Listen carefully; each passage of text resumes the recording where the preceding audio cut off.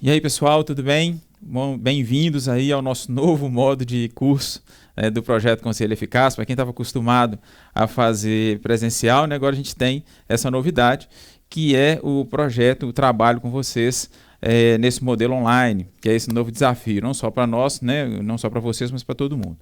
Vamos estar falando um pouco hoje sobre conselhos, tá bom? E a gente não tem como deixar de falar de conselho sem falar de democracia. A gente tem que falar de democracia para a gente falar de conselho. E nós vamos iniciar, então, falando sobre democracia e, com isso, nós vamos chegar ao conselho. Um pouquinho de democracia. Democracia ele é uma construção histórica, né? A democracia não surge do nada, é uma construção histórica, ela vem de uma evolução em um momento em que o poder estava todo concentrado na mão de uma minoria. Então, a gente vem com a ideia de dividir esse poder e entrar aí, possibilitar, né, mas assim, melhor dizendo, que as outras pessoas, que a maior parte da população, né, a maioria, uma vez que a gente coloca sempre a democracia como participação da maioria, de colocar efetivamente a participação da maioria nesse processo de discussão de políticas públicas. Então, com o crescimento das cidades, então, houve uma pressão para uma maior participação na vida pública, uma vez que era um só, né, definindo toda a política pública.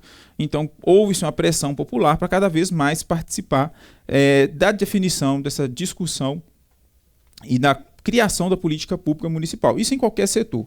A democracia, então, a definição de democracia é democracia participativa, né? Melhor dizendo. Como definição, a democracia participativa tem o conjunto de experiências e mecânicas que tem como finalidade estimular a participação direta dos cidadãos na vida política através de canais de discussão e decisão. Então, gente, quando a gente fala de democracia, que é a definição de um objeto pela maioria, a gente precisa pensar na democracia participativa. Entendendo democracia participativa como o conjunto de experiências e mecanismos que tem o objetivo de fazer com que a população em geral participe da definição dessa política pública. E aqui é muito importante a gente deixar uma definição mais tranquila, mais clara de política pública. E eu queria combinar isso com vocês. Toda vez que a gente trouxer aqui para você a expressão políticas públicas, vamos entender políticas públicas como a estratégia necessária para atender a determinada demanda. Como nós estamos falando de Conselho do Idoso e vamos falar de políticas públicas para o idoso, toda vez, gente, que eu trouxer aqui política pública para o idoso, entendam as estratégias necessárias para atender essa demanda da população idosa no município nosso, tá bom? Só um pouquinho aqui de alguns outros meios de participação de política pública, né, na democracia participativa. Nós temos o plebiscito, o referendo e as leis de iniciativa popular. Além dessas políticas públicas, desses modos, né, de interferência de participação na democracia participativa, nós temos esses outros modos que têm mais a ver com o nosso trabalho no dia a dia. Então a gente tem as associações de bairros, os mutirões, os grupos contra violências, os grupos ecológicos, os conselhos de classe, como a Ordem dos Advogados do Brasil, o Conselho de Medicina. Então a gente tem vários outros meios, mecanismos de participação popular no que a gente chama de democracia participativa. Aqui vai deixar no material para vocês, se vocês quiserem conferir. Nós temos ali alguns outros modos de participação na democracia, na definição das políticas públicas. O próprio artigo 10 da Constituição Federal, artigo 31, parágrafo 3º. Isso vai trazer, tá, gente, as questões de sindicatos, associações de classe, que tudo está bem destrinchado. A democracia participativa, gente, ela tem alguns princípios, tá? E a gente precisa destacar. Ela tem como objetivo trabalhar o princípio da dignidade da pessoa humana, o princípio da soberania popular, o princípio da soberania nacional e o princípio da unidade constitucional. Todos esses princípios são constitucionais, está lá na nossa Constituição. Entre as modalidades de participação nas definições de política pública, e quando a gente fala e foca em democracia participativa, nós temos como maior exponente os conselhos, né? E o que são conselhos, gente? Conselhos são órgãos do Poder Executivo. Lembrem bem disso, tá? Que a gente tem que frisar que os conselhos são órgãos do Poder Executivo, tá? Não são órgãos à parte, eles fazem parte do Poder Executivo Municipal, no caso do Conselho Municipal. Então, são órgãos paritários que tem como função definir, trabalhar, deliberar e aprovar políticas públicas. Isso vem reforçar o que está previsto na nossa Constituição, que é reforçar, trabalhar a participação popular na definição de políticas públicas. Eu sempre falo que nós temos 3 grandes momentos de participação popular na política pública. O primeiro grande momento é o voto, o segundo grande momento são as conferências e o terceiro grande momento são os conselhos. É ali que a população, representante da sociedade civil, vai estar junto com o executivo municipal, representantes governamentais, para definir e trabalhar essas políticas públicas. É a própria população, são os representantes diretos da população, falando com os representantes do executivo. Olha, essa é a política que a gente precisa que atenda. Quando a gente deixa só para o poder, o chefe do executivo, para definir, ele vai definir a política naquilo que ele entende que é necessário. Ao passo que quando a gente traz a população para informar para aquele chefe do executivo, olha, não é essa a política que a gente quer defender, a gente precisa que trabalhe em outra situação. Um exemplo clássico aqui dentro do Conselho do Idoso, a gente pode falar entre uma construção de uma estrada, um asfaltamento de uma estrada, e a construção de um serviço, de um centro de convivência para o idoso. Se for olhar pelo executivo, muitas vezes ele vai preferir trazer o asfalto para a rua do que pensar na construção do serviço de convivência, do centro de convivência, desculpa. Então é nesse momento que é importante a participação popular. É ali naquela reunião que os conselheiros vão falar, olha, prefeito, para nós não é interessante o asfaltamento. O asfalto é interessante talvez em outro momento. Em primeiro momento, a gente precisa que seja construído um centro de convivência para que a gente possa fomentar no município o fortalecimento ou protagonismo dos nossos idosos. Então, esse é o papel do Conselho. O Conselho está aí para poder trabalhar e trazer essas definições de políticas públicas. Olha, isso é extremamente necessário de trazer antes da gente entrar em qualquer outro ponto de Conselho, porque quando a gente vai criar o Conselho, quando a gente vai trabalhar o Conselho, é muito comum que os responsáveis pulem toda essa etapa de entender a origem do Conselho. O que normalmente a gente, principalmente quem está no projeto, faz? Dá uma ligadinha lá para a Raquel lá na aba, dá uma ligadinha para a Luciária e fala, você tem um modelo de lei para a gente para criar o Conselho, o Fundo do Idoso, o Conselho do Idoso? Só que a construção do Conselho, a construção do fundo, elas não iniciam com a lei. A lei é a etapa final. A construção do Conselho, a construção do fundo, ela só vai funcionar, só vai ser bacana se a gente entender todo esse processo. Que o Conselho é o exponente maior da participação popular na definição de políticas públicas. Então, quem está ali no Conselho, ele tem uma função, ele tem um objetivo. Ele está ali para poder trazer, enquanto representante da sociedade civil, qual que é a demanda da sociedade naquele momento. Ao passo que quem está na gestão está ali também para trazer qual que é a realidade da gestão. Nem sempre uma decisão política vai ser a melhor decisão no que tange a política pública.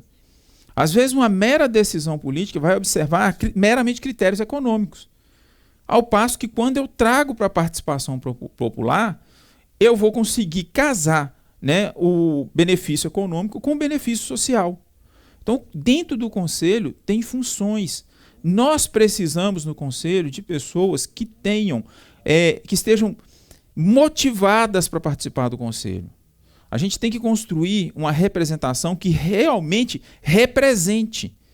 Não adianta a gente colocar ali arremedos no Conselho, porque não vai funcionar. Vai acontecer o que aconteceu agora em função dessa pandemia. Quantas vezes o Conselho, as pessoas dos municípios não entraram em contato com a gente porque não sabiam o que fazer. Porque se presencial já tinha dificuldade. Quando é online, então se torna impossível.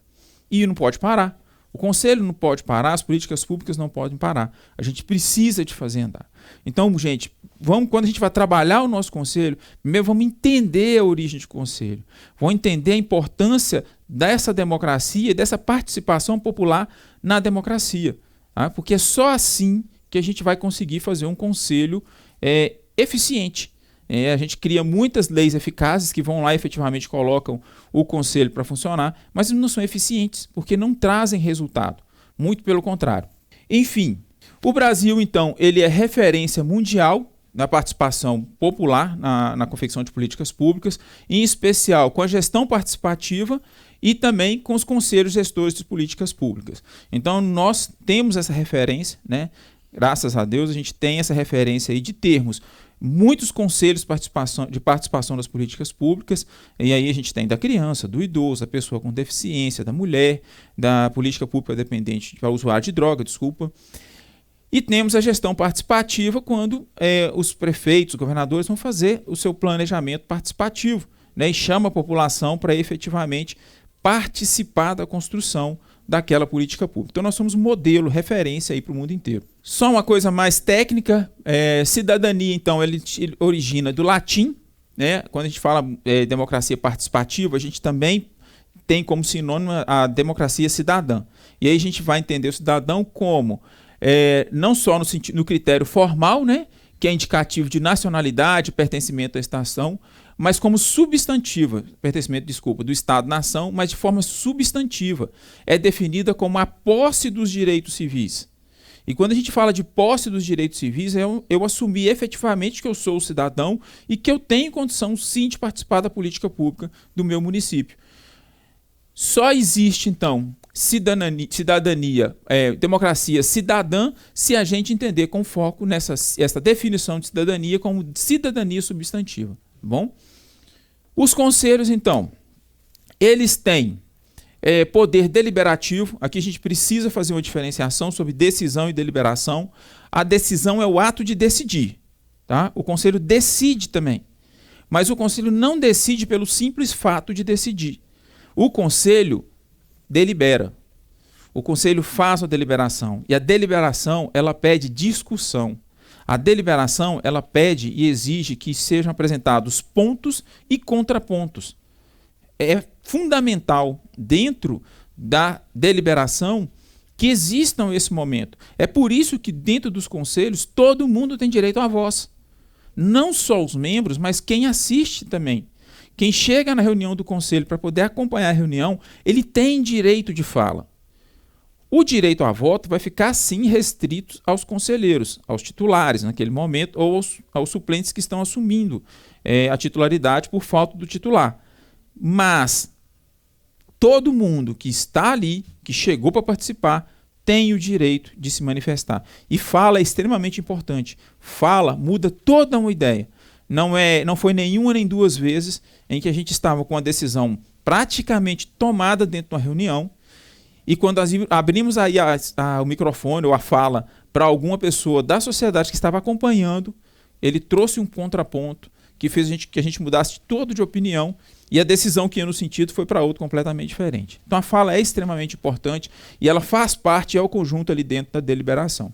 Para a construção, então, da democracia participativa, a gente tem alguns desafios, tá? Alguns deles são variação significativa do número e tipo de resoluções produzidos pelos conselhos, de acordo com a orientação política do governo. Então a gente tem aqueles conselhos, infelizmente, que ainda não têm uma autonomia, né? E aí eles vão naquilo que a gestão coloca, e não é esse o objetivo do conselho. O conselho ele precisa ser autônomo, ele precisa ter conselheiros conscientes daquilo que eles fazem. Eles precisam ter um conselho em que efetivamente os representantes não governamentais eles vão seguir aquilo que eles entendem que é o melhor para os nossos usuários. Tá? Não dá para ser aquele conselho que fica só seguindo o que diz a gestão, porque aí você não tem uma autonomia nem uma participação. Você tem uma condução, o que não é o objetivo do trabalho com os conselhos. Evitar, então, a descontinuidade de políticas e programas de gestão é muito comum, né? A gente ter nos municípios projetos que são descontinuados, trabalhos que são descontinuados, e não por falta de recurso, mas porque uma política pública, a política muda, o gestor muda, e o gestor entende que aquilo não era interessante e simplesmente acaba com aquela política pensada. Então, quando a gente traz a democracia participativa, e coloca que a decisão do conselho é vinculante, é exatamente para evitar esse tipo de situação. Uma vez definido, uma vez deliberada naquele sentido, não importa quem está na cadeira de gestor, eles vão ter que seguir o que está colocado. Então, um dos objetivos é evitar essa descontinuidade. E a natureza de funções e competências. E aí que a gente volta mais uma vez a falar que quando a gente cria um conselho, não é no momento em que a Raquel ou a Luciara enviam para você o projeto de lei, não. O conselho é criado a partir do momento em que os conselheiros entendem qual a função e qual a atribuição de cada um. É só nesse momento, quando ele toma consciência do que ele tem que fazer e do que ele deve fazer, é que o conselho começa a funcionar. Enquanto isso, pouco importa se tem lei, se não tem, se tem decreto, se não tem. O conselho não vai estar funcionando. Vai ser meramente ilustrativo. Então, isso é muito importante. Tá? Entender e saber quais são as funções e atribuições dos conselheiros e como exercer com autonomia essas funções e atribuições. Além, um dos desafios também são as conferências, a criação das conferências. Né? As conferências são um espaço, eu disse para vocês no início, que temos 3 grandes espaços de participação popular. Lembra? Eleição, conferência e conselhos. A conferência é o segundo grande espaço. A conferência é o espaço, o local, onde a gente faz, né, uma checagem de como a política se encontra naquele momento, e é nesse mesmo momento que a gente define como a gente quer que essa política esteja daqui a 4 anos. Então é um espaço extremamente importante de participação popular, porque a conferência ela é criada pelos conselhos e pela gestão, mas quem participa, quem está lá para poder apresentar, fazer suas perguntas, seus questionamentos e apresentar propostas, é a população. Então é muito importante que essas conferências também estejam funcionando, estejam fortes, para se tornarem um espaço significativo de participação popular nesse tipo de democracia que é o que a gente mais precisa. Tá? E a gente tem essa dificuldade, né, de entender a importância da conferência, e muitas vezes, né, entra em contato, vamos fazer a conferência. A gente sugere para fazer um dia de conferência, mas não, faz meio dia de conferência. E atropela-se todo um planejamento, toda uma ideia de participação popular. Então a conferência é muito importante, é um grande desafio a sua consolidação. Resumo, então, dos desafios, né, que a gente precisa superar para poder fortalecer essa participação, essa democracia participativa. Criar estratégias para recompor a totalidade da política social, principalmente nesse momento onde as políticas sociais estão com tanta dificuldade. Recentemente, né, dependendo de quando vocês estiverem vendo esse vídeo, o IBGE soltou uma nota informando que aumentou em 20% o número de pessoas vulneráveis, exatamente em função da fragilidade que a política de assistência social se encontra hoje. Então a gente tem aí já um dificultador, né? A gente já tem um problema para passar, a gente já precisa começar a separar, precisa começar a superar a partir daí. A gente vive uma realidade de fragilidade, então a gente já precisa pensar estratégias para recompor essa política social. Também pensar em estratégias na integração e articulação entre os conselhos, que é muito importante, né? Conselho não é uma caixinha, tá? Conselho é um órgão da rede, e aí quando a gente fala em Conselho do Idoso, não existe só Conselho do Idoso no município, tá? A gente precisamos entender que tem Conselho do Idoso, e tem o Conselho da Criança, e tem o Conselho da Mulher, e tem o Conselho da Pessoa com Deficiências, que vão se intercalar, porque nós temos sim idosos que são portadores de deficiência. Nós temos, sim, idosos que vivem com crianças em casa. Nós temos, sim, idosos, mulheres e idosos do sexo masculino. Então, a gente tem de todos os lados. Ele não é uma caixinha separada. Ele é mais um órgão dentro da rede. E a gente precisa saber como articular. Como articular esses órgãos para que um possa trazer aí, colocar um apoio para o outro. Enfim, falado um pouquinho de democracia e de conselhos, nós precisamos entrar num negocinho que chama perfil CPF, que é um perfil que a gente trabalha com ele para verificar o andamento e a evolução da política pública né, no que tange aí a democracia participativa dentro do município. Então a gente tem esse instrumentozinho que é o perfil CPF, que é conselho, plano e fundo. Esse é o tripé: conselho, plano e fundo. Então a gente precisa de ter esses três bem ajustados para que a gente possa fortalecer essa democracia participativa. Então, aqui é o tripé, né, que a gente tá destrinchando ele aqui. Então, quando a gente fala do perfil CPF, a gente fala sempre em conselhos de direito do idoso, e a gente está falando dentro da política do idoso, do plano dos direitos do idoso e do fundo de direitos do idoso. Então, é esse o tripé de um perfil CPF que vai servir para fortalecer a política participativa dentro do município. Enquanto legislação, né, a política da pessoa idosa, ela traz como seu fundamento a Constituição Federal, principalmente o artigo 230, tá, que traz como obrigação da sociedade, vou até falar na ordem, obrigação da família, da sociedade e da gestão pública, cuidar e garantir ao idoso todos os seus direitos. Então, já começa o trabalho de proteção e de fortalecimento do idoso já na Constituição, mais específico aí no artigo 230. Vocês vão ver lá as responsabilidades para a condução dessa política, inclusive para o trabalho de proteção do idoso. Né? Lembrando que isso não o artigo 230 ele traz uma sequência, tá bom? Então, primeiro, quem é o responsável por cuidar dos seus? A família. Na falta da família, a gente tem a sociedade. Na falta da sociedade, a gente tem o governo. Tá bom? Então, não dá para pular etapas aí, não. E isso é uma responsabilidade nossa, inclusive, quanto conselheiros. Nós precisamos fazer com que a família assuma seu papel. Na política do idoso, isso acontece muito. Da família não desejar assumir o papel e deixa para a sociedade ou para o governo para assumir o papel que era dele. Então, nós precisamos começar a mudar essa lógica e trabalhar entendendo que quando o artigo 230 traz essa sequência, é para ser observada. Isso é uma sequência. Primeiro a família, depois a sociedade, depois o governo.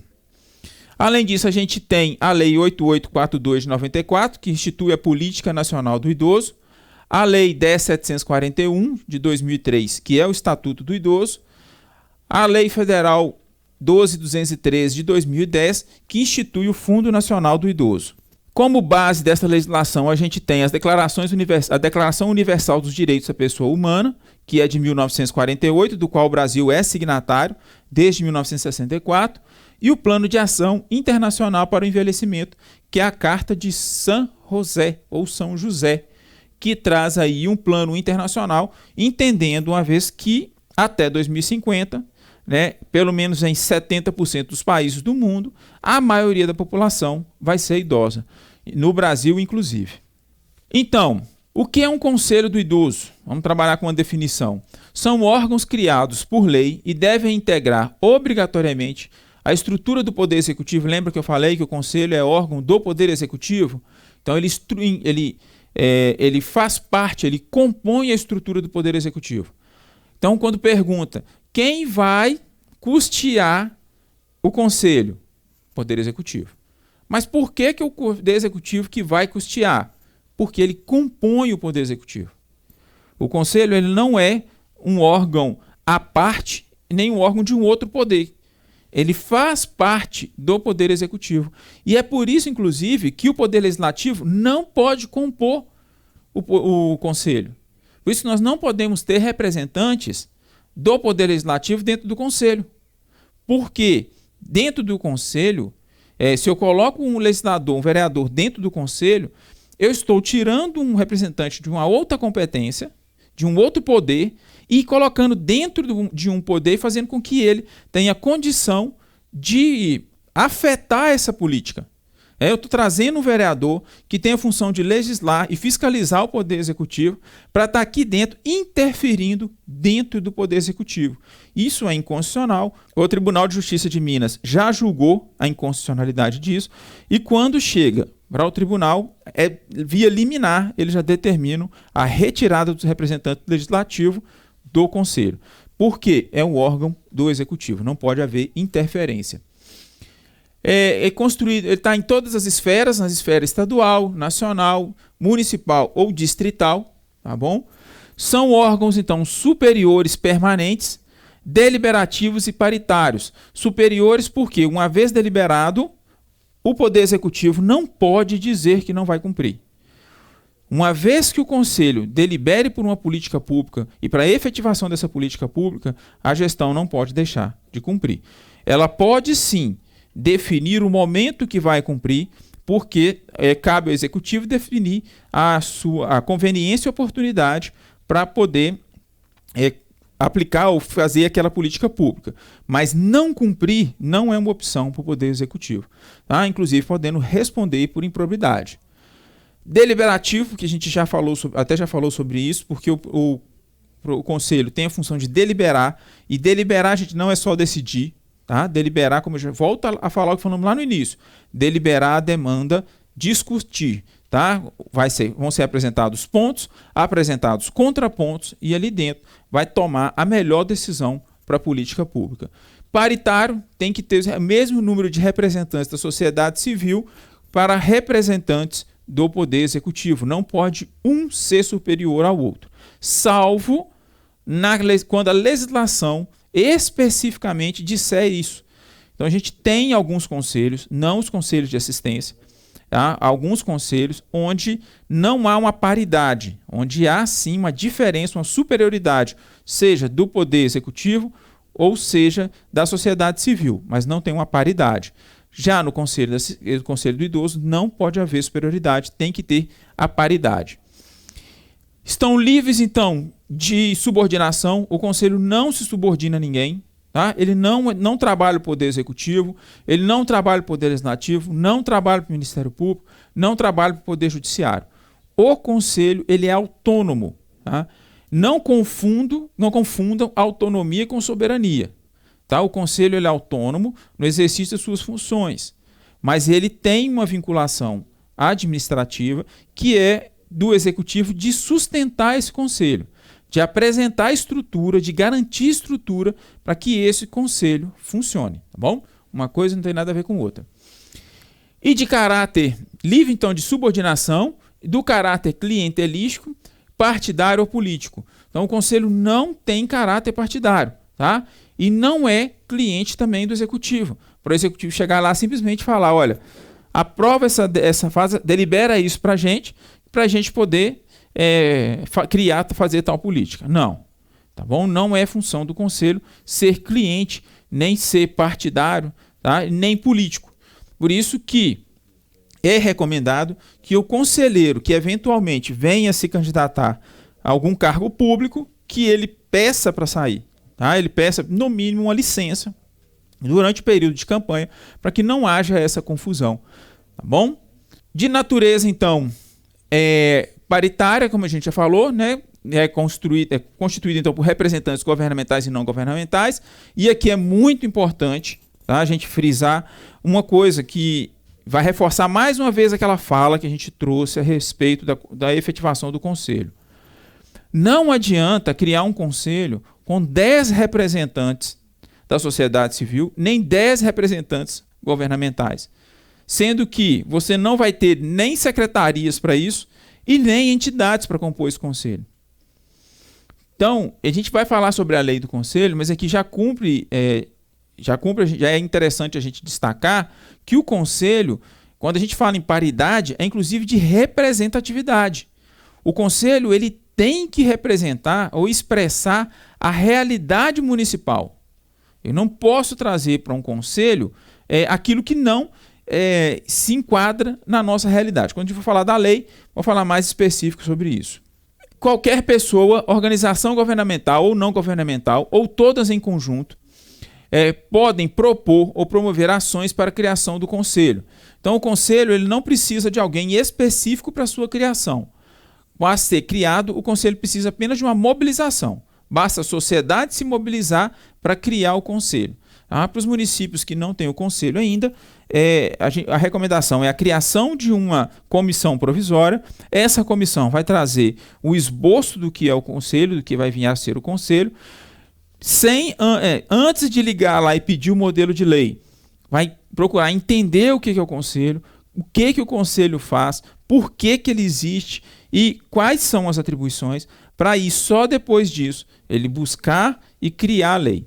A lei ela vem num processo bem mais à frente, tá? Depois que várias outras coisas foram feitas, depois que várias outras ações a gente tomou, depois que a gente entrou e teve conhecimento profundo daquilo que a gente quer legislar. Um dos grandes problemas nossos é que a gente não sabe sobre o que é legislar. E aí a gente cria leis que não fazem sentido. E depois a gente tem que jogar isso na mão do judiciário, para o judiciário resolver, e aí o problema está armado. Porque o judiciário, além de sobrecarregado, ainda tem o seu período de andamento, né? A sua morosidade natural, porque são muitos processos. Então a gente joga na mão de algo que vai fazer com que demore e se arraste mais. Então, muito cuidado na hora de criação da lei. Vamos fazer a lei com mais responsabilidade. Então a gente cria aí uma lei. Essa comissão, então, vai fazer um esboço dessa lei, depois de tomar todos esses cuidados, conhecer toda a dinâmica do conselho, o que ele tem que fazer, qual a sua função e atribuições, como a gente já disse. Ele vai começar, então, o processo de criação de lei. Essa lei, ela precisa representar, externar a realidade dos nossos municípios. O que a gente fala? O que a gente quer dizer com isso? A lei, ela tem que versar sobre aquilo que o município tem condição de ofertar. Não adianta eu chegar no município e pegar a lei do município e ela prevê lá, como eu disse, por exemplo, 8 entidades não governamentais, 8 representantes não governamentais e 8 representantes governamentais. Se eu chego nessa cidade e vou analisar lá os componentes do conselho e eu pego o mapa social, o mapa de rede desse município, eu não tenho nem 3 entidades regulamentadas. Ou pior, eu vou nesse município e vou olhar lá a representação governamental. Lá tem 8 representações governamentais. O município tem 5, 6 secretarias. E aí começam os arremedos. Começa a colocar como representante da sociedade civil o pastor da igreja, porque no domingo tem a escola dominical. O representante da pastoral familiar, porque a pastoral familiar atende também o idoso.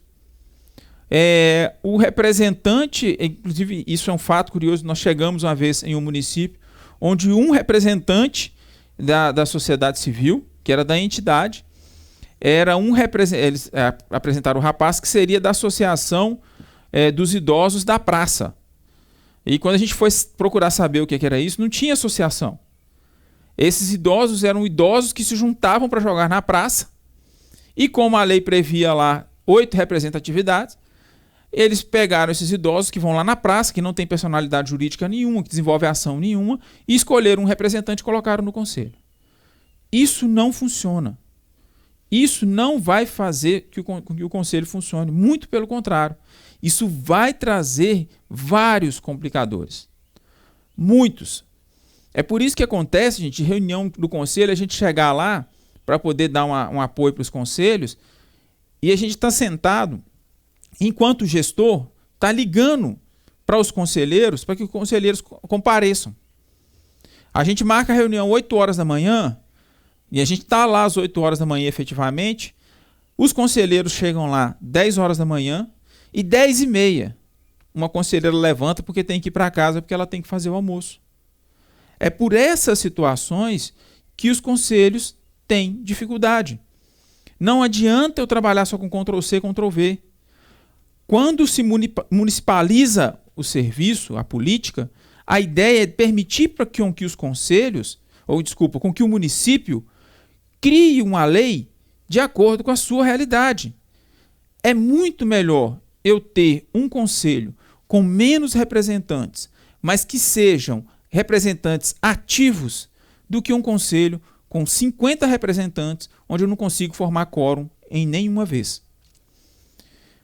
Outro ponto que a gente precisa discutir da realidade são as reuniões. Já chegamos em municípios onde a reunião era agendada semanalmente. um município em torno de 3 mil habitantes, que tinha na sua legislação como reuniões ordinárias semanais. Ora, no município do tamanho de Patinga, você não consegue fazer reunião quinzenal, você imagina um município pequeno marcando reunião semanal. E aí você pega o caderno de ata para analisar, tem 3 anos que não consegue fazer reunião.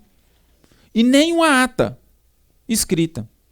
E aí vem o Ministério Público, pega essa ata, traz o problema para o município.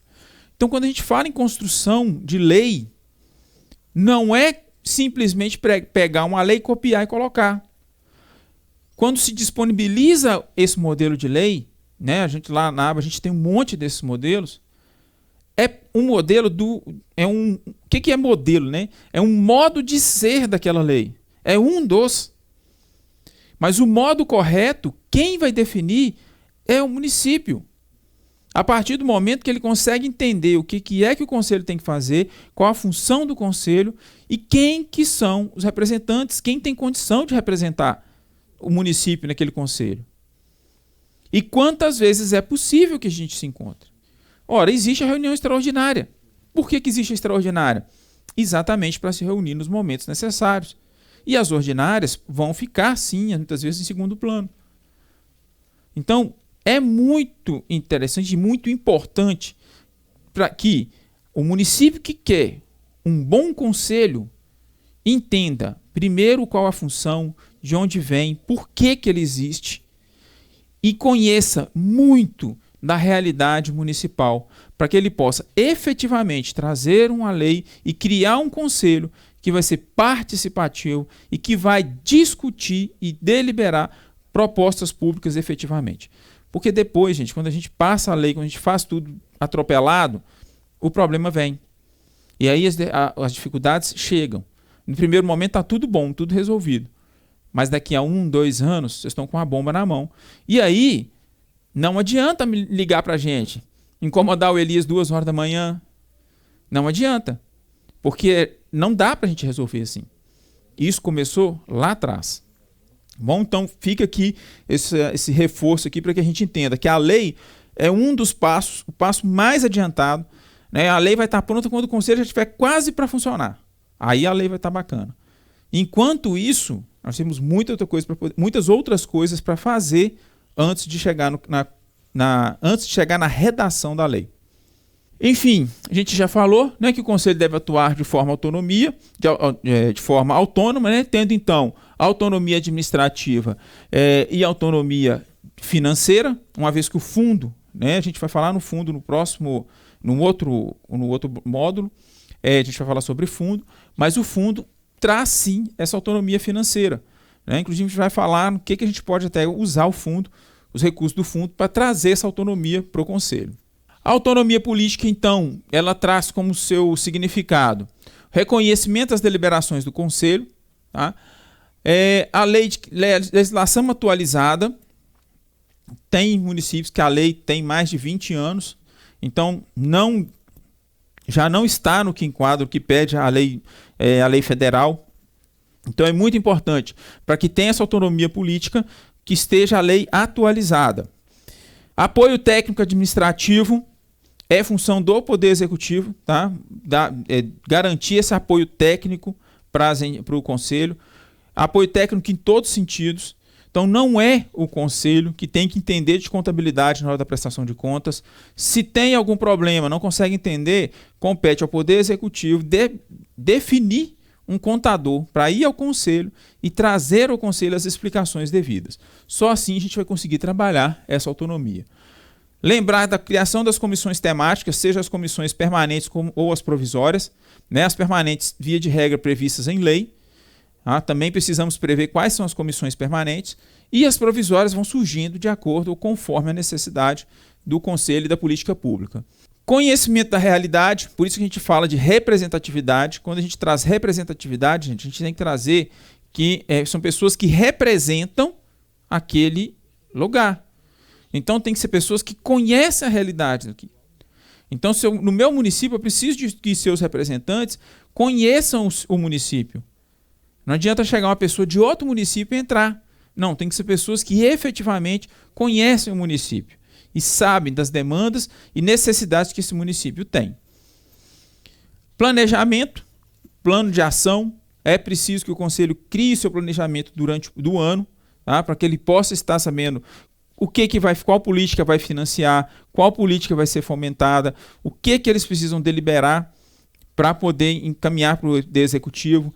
A gente vai falar um pouquinho no próximo módulo, vocês terão um outro módulo falando sobre orçamento. Então é muito importante conhecer as datas dos orçamentos, da lei orçamentária, do PPA, da LDO e da lei orçamentária, para poder saber quando que encaminhar. Então, estar por dentro, né, dessa legislação e organizar, se planejar, criar esse plano de ação para poder conseguir executar uma atividade ou defender uma política pública do início até o fim do ano. Então é muito importante. Criar, inclusive, mecanismos de monitoramento e avaliação. É preciso não só aprovar aquela política, definir aquela política. É preciso garantir que aquela política funcione.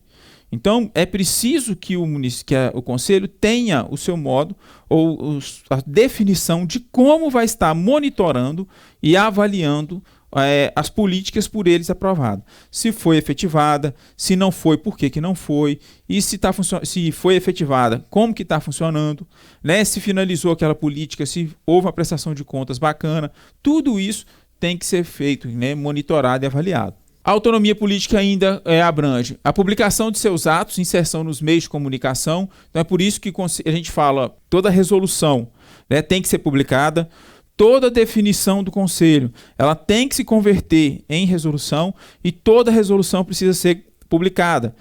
Toda resolução tem que ser publicada porque tem que haver uma comunicação para a sociedade de que aquela decisão foi tomada. Tá? Tem que informar, a comunidade precisa saber o que o Conselho deliberou enquanto política, até para ajudar na cobrança do Poder Executivo Municipal da criação daquela política. Compromisso e acompanhamento ao cumprimento das deliberações, a gente já falou sobre monitoramento. Representatividade e diversidade da composição de conselhos, a gente também já falou, né? O conselho precisa ser paritário e representativo. O Conselho do Idoso, ele tem uma diferença no sentido de que a própria legislação federal já pede que dentro do Conselho tenha representantes do público-alvo, que são os idosos. Né? Diferente de outros conselhos, o Conselho do Idoso já tem um representante obrigatoriamente previsto na legislação para fazer parte do Conselho, para trazer essa representatividade. Só destacando, tá? A participação do idoso, então, é um direito, então tem que ser garantido. Não dá para falar, nós não vamos querer no nosso conselho um representante da pessoa idosa. Não. É um direito, tá? Quando a gente traz um direito, a gente traz uma obrigação na contraparte. Então eu tenho o direito de ter um idoso na composição do conselho e o conselho e a administração têm o dever de garantir que o idoso participe. Ainda, a autonomia administrativa, ela pede uma boa estrutura física, o Executivo Municipal precisa garantir um local para a reunião dos conselhos, não só um local, mas um local adequado e com estrutura. Então a gente tem que pensar em computadores, impressora, telefones, a gente tem que pensar em todo equipamento, aparato para resguardar e para garantir uma boa reunião. Mesas, cadeiras, tudo isso tem que ser garantido para trabalhar essa autonomia administrativa. A equipe, né, que tem aí, entra aí, equipe de secretaria executiva, tem um outro módulo que vai estar falando com você sobre secretaria executiva, mas é extremamente necessário. Olha aqui quantas ações, quantas responsabilidades a gente não trouxe para o conselho e precisa de alguém para estar efetivamente acompanhando e garantindo, né, que isso vai funcionar, porque tem muita coisa para poder fazer. E a capacitação dos conselhos para a gestão. Então essa capacitação é continuada, ela tem que ser mantida e é obrigatoriedade. Tá? Até pela natureza autônoma do conselho, a capacitação ela é obrigatória.